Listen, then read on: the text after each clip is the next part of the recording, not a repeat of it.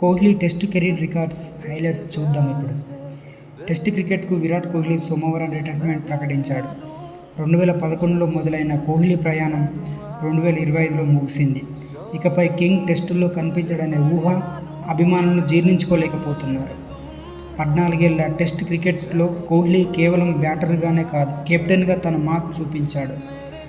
చివరి 4 సంవత్సరాలు పక్కన పెడితే కోహ్లీ టెస్ట్ ప్రయాణం అద్భుతంగా సాగింది. ప్రారంభంలో అందరిలాగానే తడబడినా ఆ తర్వాత పుంజుకొని టెస్ట్లో తన సత్తా చూపించాడు. రాహుల్ ద్రావిడ్ టెస్ట్ క్రికెట్కు రిటైర్మెంట్ ప్రకటించడంతో మిడిల్ ఆర్డర్లో కోహ్లీకి తొలిసారి అవకాశం వచ్చింది. జూన్ 2011లో కింగ్స్టన్లో వెస్టిండీస్పై కోహ్లీ టెస్టుల్లో ఆరంగేట్రం చేశాడు. అప్పటి వరకు వరల్డ్లోనే అద్భుతంగా రాణించిన కోహ్లీ టెస్టుల్లో మాత్రం ఆరంభంలో కాస్త తడబడ్డాడు. ఆస్ట్రేలియా టూర్లో ఘోరంగా విఫలమయ్యాడు. దీంతో టెస్టుల్లో కోహ్లీ ఆడలేమోడే అనే విమర్శలు కూడా వచ్చాయి.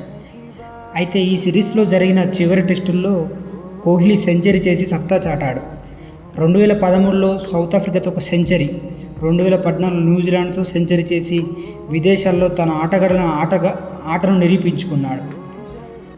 2014లో ధోని నుంచి టెస్టు కెప్టెన్సీ చేపట్టిన కోహ్లీ బ్యాటింగ్లో చెలరేగి ఆడాడు.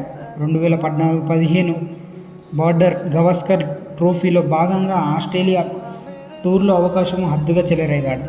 4 మ్యాచ్లు టెస్టు సిరీస్లో ఏకంగా దాదాపు 700 పరుగులు చేసి సంచలనంగా మారాడు. ఈ సిరీస్లో 4 సెంచరీలు బాదడం విశేషం. 2015లో స్వదేశాలలో కోహ్లీ పరుగుల వరద పారించాడు. డబుల్ సెంచరీలుగా మార్చాడు. వెస్టిండీస్పై కెరీర్ తొలి డబుల్ సెంచరీ మార్క్ అందుకున్నాడు విరాట్. ఆ తర్వాత 2 ఏళ్లు 7 డబుల్ సెంచరీలు చేసి ఔరా అనిపించాడు. 2018లో ఇండియా ఇంగ్లాండ్ టూర్కు వెళ్ళినప్పుడు కోహ్లీ తన విశ్వరూపాన్ని చూపించాడు. 5 టెస్టు మ్యాచ్ల సిరీస్లో 593 పరుగులు చేసి సిరీస్ టాప్ స్కోర్గా నిలిచాడు. 2016-19 మధ్యలో కోహ్లీ కెరీర్ పీక్స్లో ఉంది. ఈ 3 ఏళ్లలో 43 మ్యాచ్ల్లో 66.79 సగటుతో 4208 పరుగులు సాధించాడు.